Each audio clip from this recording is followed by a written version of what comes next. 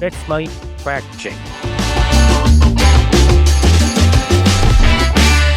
Let's mic fact check का आज का अंक जरा हटके।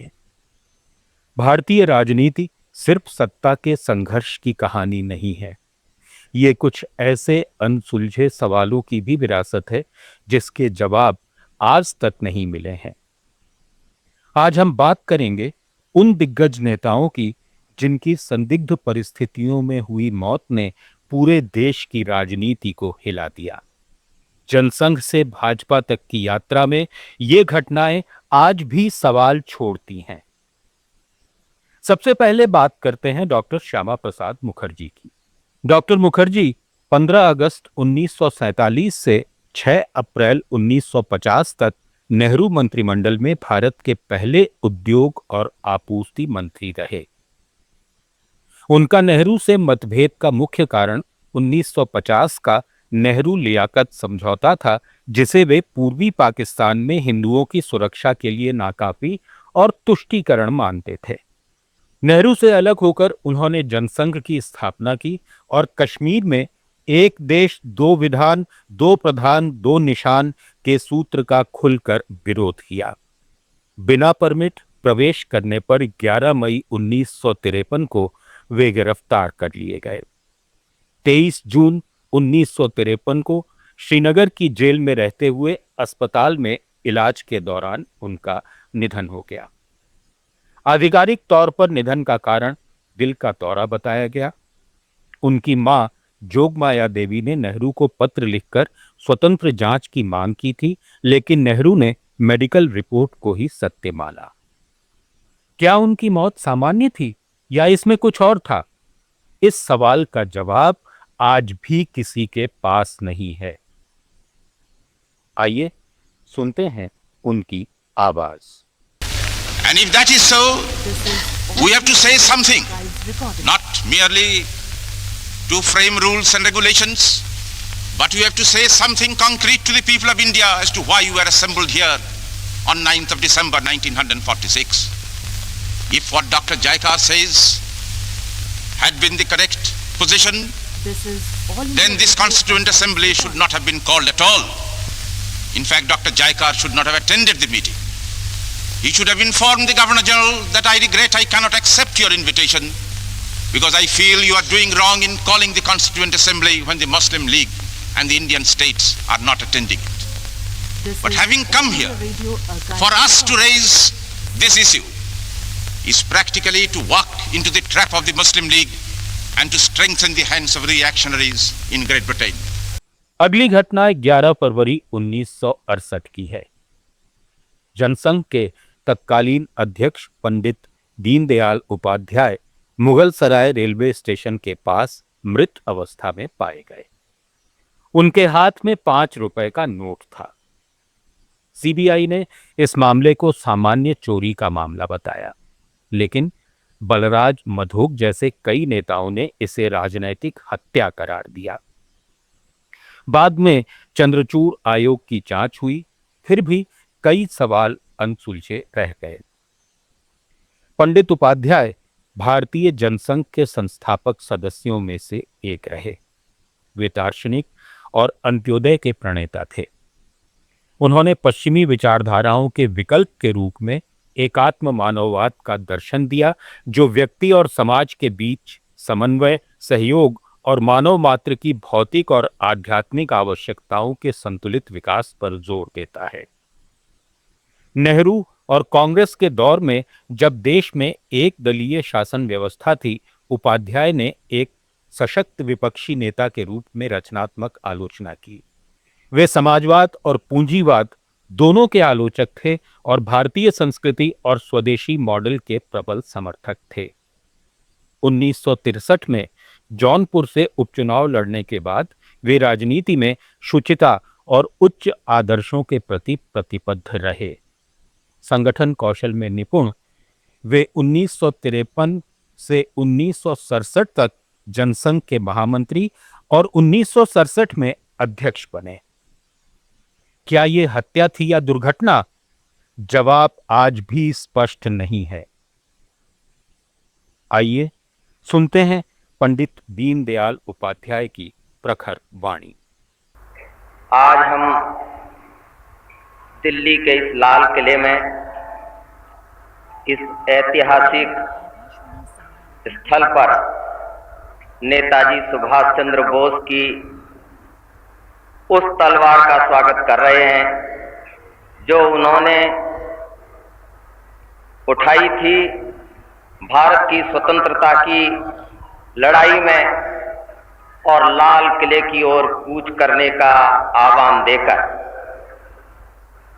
काश हम इसी प्रकार उनका भी स्वागत कर पाते तो शायद दिल्ली ही नहीं संपूर्ण देश एक ऐसा आनंद अनुभव करता जो वर्णनातीत है।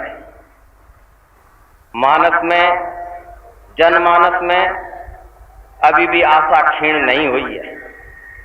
आधिकारिक रूप से चाहे जो कुछ कहा जाए, परंतु आशा के तंतु बने हुए हैं और उस आशा को लेकर देशवासी चल रहे हैं। नेताजी सुभाष चंद्र बोस उन भारत माता के सपूतों में से थे जिन्होंने राष्ट्र को देवता समझकर उसकी स्वतंत्रता के लिए सब कुछ निछावर किया। वे उस स्वतंत्रता की प्राप्ति के लिए प्रत्येक मार्ग को स्वीकार करने के लिए तैयार थे और उन्होंने स्वीकार भी किया। इतिहास से उन्होंने प्रेरणा ली, छत्रपति शिवाजी महाराज के जीवन से, क्योंकि उन्होंने भी इसी प्रकार कैद खाने से भागकर यहां पर हिंद स्वराज्य की प्रतिष्ठापना की थी। प्रेरणा लेकर वो भी अंग्रेजों के चंगुल से निकल करके गए और देश विदेश में जाकर भारत की स्वतंत्रता का उन्होंने अलख जगाया। अब बात करते हैं गुजरात के पूर्व गृह मंत्री हरेन पंड्या की। 26 मई 2003 को अहमदाबाद के लॉ गार्डन इलाके में सुबह की सैर के बाद वे अपनी कार में बैठे थे। तभी अज्ञात हमलावरों ने उन पर 5 गोलियां चला दी और उनकी मौत हो गई। ये मामला शुरू में इस्लामी आतंकवाद से जोड़ा गया, कई लोगों को गिरफ्तार किया गया और दोषी ठहराया गया, लेकिन 2011 में गुजरात हाई कोर्ट ने सभी आरोपियों को बरी कर दिया। कोर्ट ने जांच में बड़ी लापरवाही बताई।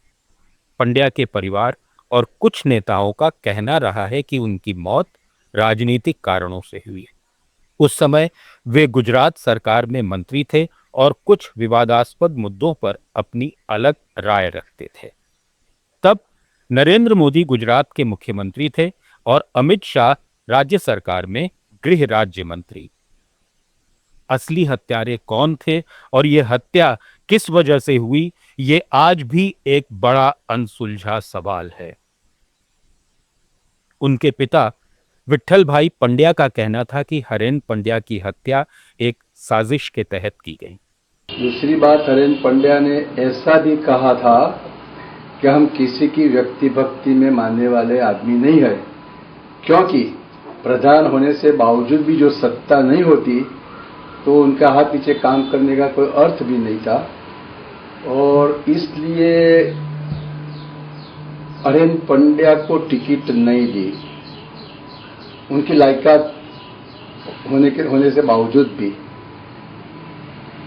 उनकी इच्छा यहां से चुनाव लड़ने की थी तो हरेन पंड्या ने सही कहा कि okay, I will Venkat the seat. परंतु हरेन पंड्या लोगों के हृदय में इतना जड़ा हुआ था तो यहाँ बहुत लोग आए और ऐसा कहा कि देखो हरेन भाई, आप जो जगह छोड़ेंगे और सीट उनको देंगे तो हम मोदी के लिए भी नहीं काम करेंगे और भाजपा के लिए भी नहीं काम करेंगे। तो भाजपा महान है, लोग महान है, नरेंद्र मोदी तो महान नहीं है, पर लेकिन किन्नाखोर जबरदस्त है और एरोगेंट भी इतना ही है, इसलिए उनको टिकट नहीं दी। बढ़ते हैं आगे। 3 जून 2014 को दिल्ली के पृथ्वीराज रोड पर एक सड़क दुर्घटना में महाराष्ट्र के वरिष्ठ नेता गोपीनाथ मुंडे की मौत हो गई। उस समय मोदी सरकार बनने के महज कुछ दिन हुए थे। बाहर से यह मामला साधारण कार दुर्घटना का लगता था, लेकिन 2019 में एक साइबर विशेषज्ञ ने दावा किया कि यह दुर्घटना ईवीएम हैकिंग से जुड़ी बड़ी साजिश का हिस्सा हो सकती है। चुनाव आयोग ने इन दावों को खारिज कर दिया। गोपीनाथ पांडुरंग मुंडे महाराष्ट्र के एक अत्यंत प्रभावशाली और कद्दावर भारतीय राजनेता थे, जिन्हें जनता के बीच उनकी गहरी पैठ के कारण लोक नेता के नाम से जाना जाता था। कॉलेज के दिनों में राम भाऊ म्हालगी प्रबोधिनी जैसे वैचारिक मंचों और राष्ट्रीय स्वयंसेवक संघ से जुड़ने के बाद उन्होंने अपने मित्र और बाद में बहनोई बने दिग्गज नेता प्रमोद महाजन के साथ मिलकर महाराष्ट्र में भारतीय जनता पार्टी को जमीनी स्तर पर खड़ा करने में ऐतिहासिक भूमिका निभाई। मई 2014 में प्रधानमंत्री नरेंद्र मोदी के नेतृत्व वाली केंद्र सरकार में उन्हें ग्रामीण विकास मंत्री बनाया गया। हालांकि इसके कुछ ही दिनों बाद 3 जून 2014 को नई दिल्ली में एक कार में 64 वर्ष की आयु में उनका आकस्मिक निधन हो गया। मुंडे के परिवार और समर्थकों के मन में आज भी कई सवाल बाकी हैं कि यह हादसा था या साजिश। और अब बात सुनील जोशी की। सुनील जोशी राष्ट्रीय स्वयंसेवक संघ के समर्पित प्रचारक थे, जो मुख्य रूप से मध्य प्रदेश के देवास जिले में सक्रिय थे। 29 दिसंबर 2007 को देवास के चूना खदान इलाके में उनकी गोली मारकर हत्या कर दी गई थी। उनकी मृत्यु के बाद जांच एजेंसियों ने उनका नाम कई महत्वपूर्ण मामलों और विस्फोटों की जांच से जोड़ा था। इस हत्याकांड की जांच के दौरान कई व्यक्तियों को आरोपी बनाया गया और मामला लंबे समय तक अदालत में चला। हालांकि साक्ष्यों की कमी के आधार पर फरवरी 2017 में देवास की एक अदालत ने इस मामले में सभी आरोपियों को बरी कर दिया। इनमें साध्वी प्रज्ञा ठाकुर भी शामिल थी। असली हत्यारा कौन था, ये आज भी बड़ा सवाल बना हुआ है। अंत में बात करते हैं जनसंघ के संस्थापकों में शामिल बलराज मधोक की। बलराज मधोक भारतीय जनसंघ के संस्थापक सचिव और पूर्व राष्ट्रीय अध्यक्ष थे, जिन्होंने 1967 के चुनाव में पार्टी को 35 सीटों के साथ एक बड़ी राजनीतिक ताकत के रूप में स्थापित किया था। हालांकि पंडित दीनदयाल उपाध्याय की रहस्यमय मृत्यु पर सवाल उठाने, पार्टी की आर्थिक नीतियों की खुली आलोचना करने और जनसंघ पर राष्ट्रीय स्वयंसेवक संघ के अत्यधिक प्रभाव का विरोध करने के कारण वे संगठन के भीतर हाशिए पर चले गए। इसके कारण 1973 के कानपुर अधिवेशन में तत्कालीन पार्टी अध्यक्ष लालकृष्ण आडवाणी ने उन्हें पार्टी विरोधी गतिविधियों के आरोप में 3 साल के लिए निष्कासित कर दिया। इस घटना के बाद मधोक ने जनसंघ को पुनर्जीवित करने और मुख्य धारा की राजनीति में लौटने के कई प्रयास किए, लेकिन उन्हें कोई जन समर्थन नहीं मिला। अटल बिहारी वाजपेयी और आडवाणी के नेतृत्व में जब भारतीय जनता पार्टी का उदय हुआ, तब भी मधोक को पूरी तरह उपेक्षित रखा गया और कभी भी राज्यसभा तक में नहीं भेजा गया।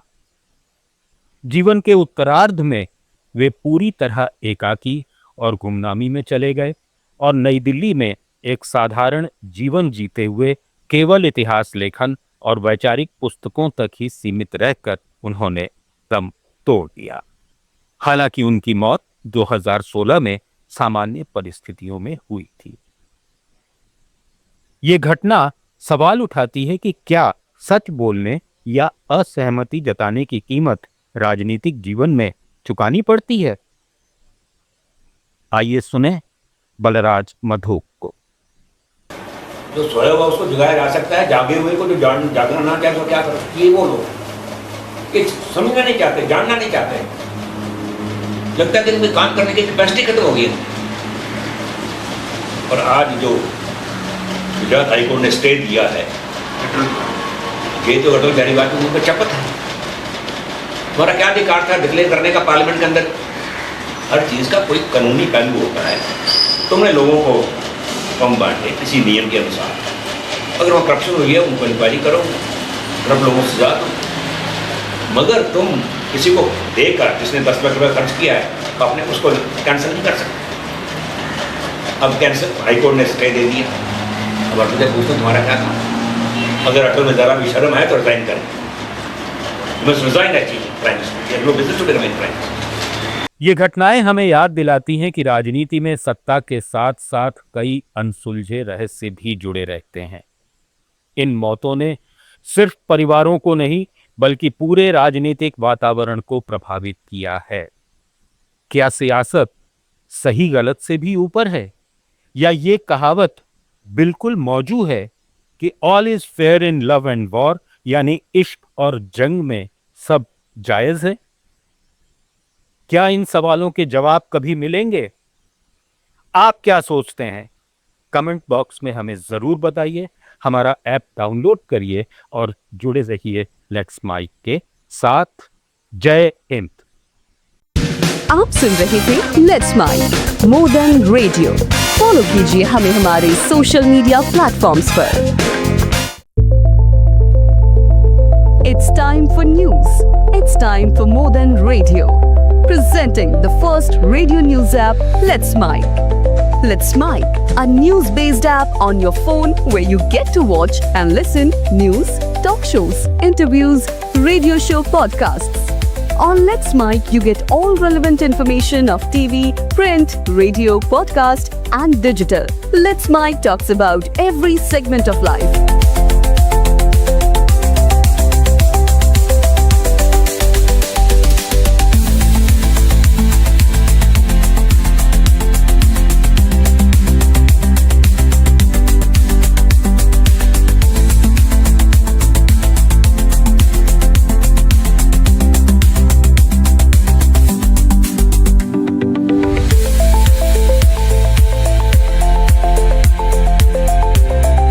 Download the app now from Play Store. Available both on Android and iOS mobile phones.